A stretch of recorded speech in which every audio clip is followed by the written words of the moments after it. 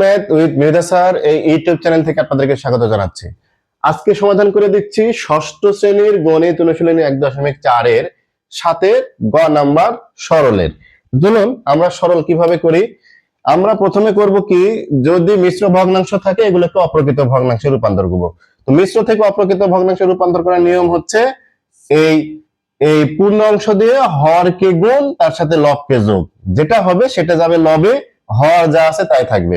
তাহলে হর 2 2 লিখে নেই। এখন কি করব, 2 2 এ 4, তার সাথে 1 যোগ করলে হবে 5, এই 5 এর নিচে 2 বিয়োগ এটা 4 এর পাশে 20 আর 3 23 এর নিচে 5, এটা কি হবে বিয়োগ 11 যা আছে তাই যোগ এটা একটু বড় গুণ, আমরা এটা একটু রাফে করে আসি কেমন।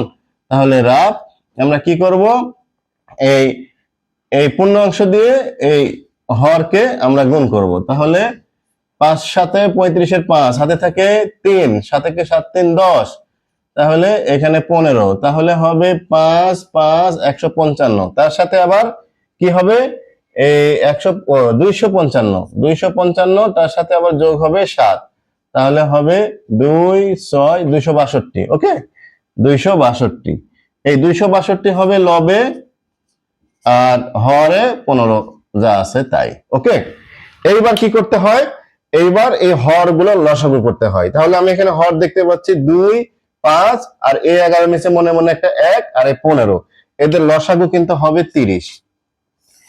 কেন 30 লসাগু হবে, কারণ হচ্ছে আমরা লসাগু নির্ণয়ের একটা ছোট্ট ট্রিক্স এখানে শিখি। এখানে সবচেয়ে বড় আছে কি 15, এই 15 কে যদি বাকি দুইটা দিয়ে ভাগ হতো তাহলে লসাগু 15ই হতো।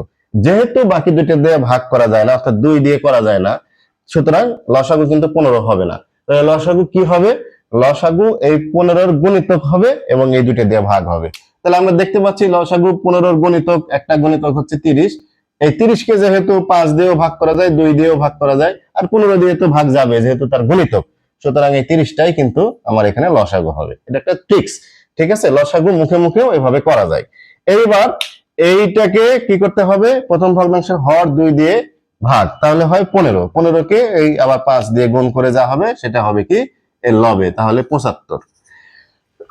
প্রথম ভগ্নাংশের কাজ কিন্তু শেষ। বিয়োগ 30 কে 5 দিয়ে ভাগ, তাহলে 6, 6 দিয়ে এটাকে গুণ, 3 6 18 8 হাতে থাকে 1, 6 2 12 রেখে 13 138। ওকে, এইবার বিয়োগ এটা কি হবে, এই এর নিচে একটা মনে মনে একটা 1 আছে, 1 দিয়ে 30 কে ভাগ করলে 30ই হবে, 30 দিয়ে 11 কে গুণ করলে হবে কিন্তু 3 11 33, তার এই একটা শূন্য 330, যোগ কি হবে 15 দুগুণ 30, তাহলে 15 দিয়ে 30 কে ভাগ করলে হয় 2, 2 দিয়ে এটাকে গুণ করব, 2 2 4 হাতে থাকে না, 6 2 12 2 হাতে থাকে 1, 2 2 4 রেখে 5 124।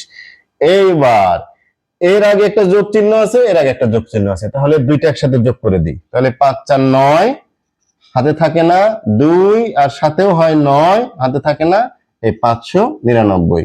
এইবার দেখুন এই দুইটার আগেই কিন্তু বিয়োগ চিহ্ন আছে, দুইটার আগে বিয়োগ চিহ্ন থাকলে চিহ্নটা বিয়োগ হবে আর এই দুইটা যোগ হবে, তাহলে কি হবে এই 0 আর 8 যোগ হলে হয় 8, হাতে থাকে না 3 3 যোগ হলে হয় 6, হাতে থাকে না আর 3 আর 1 4, এটার নিচে 30। এইবার বিয়োগ করলে কত হচ্ছে, 8 আছে কয় 9, 1 এ 9 হাতে কি থাকে থাকে না, 6 আছে কয়ে 9 3 এ 9 হাতে থাকে থাকে না, 4 আছে কয়ে 5 1 এ 5। এবার এই 131 এর নিচে কিন্তু হয়ে গেল 30।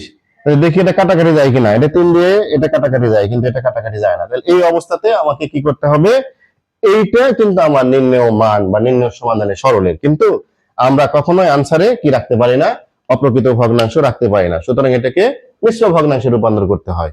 আগে শিখালাম এই মিশ্রকে অপ্রকৃত কিভাবে করতে হয়, এবার এটা দেখাই দিচ্ছি এটাকে কিভাবে আমরা মিশ্রতে কনভার্ট করব। কি করব, এই হর দিয়ে এই লবকে ভাগ করে দেব, তাহলে এই 30 দিয়ে আমরা কি করব, এটাকে ভাগ করব, এই 131 কে ভাগ করব, তাহলে যাবে 4 বার, তাহলে হয় কি এই 120, তাহলে হবে এই 1 1, তাহলে হবে কি এটা সমান হবে কি 4 পূর্ণ 11 নিচে 30।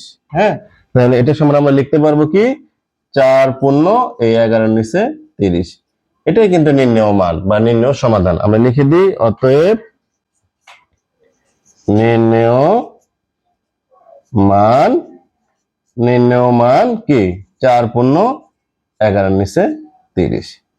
এ পর্যন্ত করলেই অঙ্ক হয়ে যাবে।